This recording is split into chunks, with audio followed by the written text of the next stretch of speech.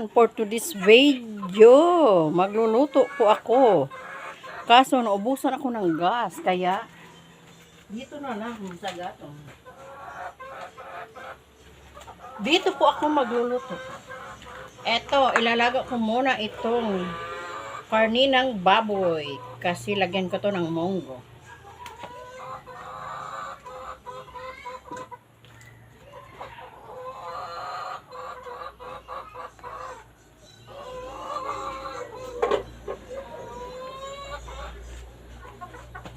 Ubusan po ako ng gas.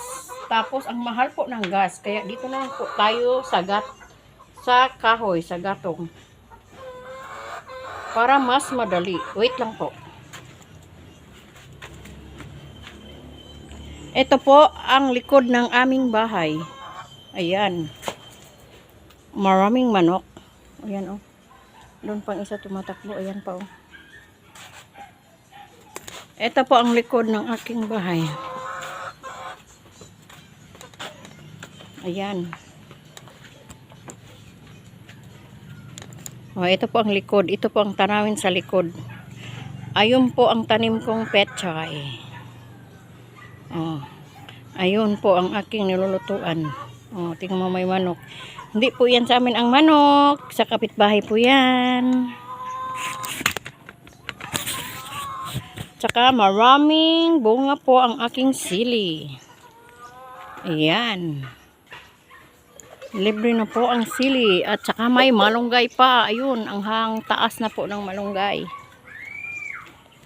Ayan, yan po ay tangkong. At yun po ay kamote. Meron po tayong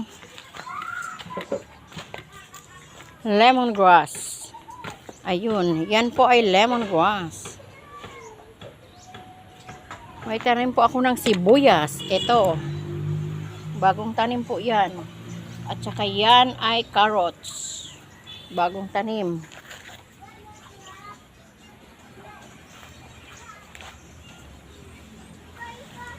Hello everyone.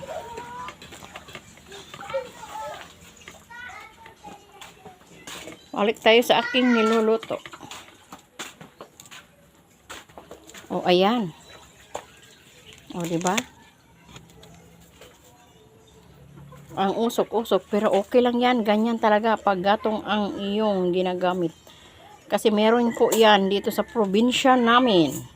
Kasi mahal po ang gas. Kaya, ayan. Okay po. Ito po ang aking niluluto. Oh. Karning baboy. Ilaglagay ko po yan sa munggo.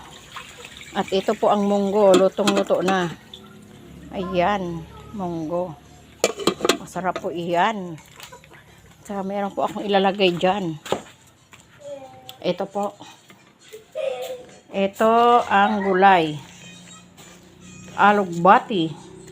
At saka kamote. Okay po. Maraming salamat. Please watching my video and like and subscribe.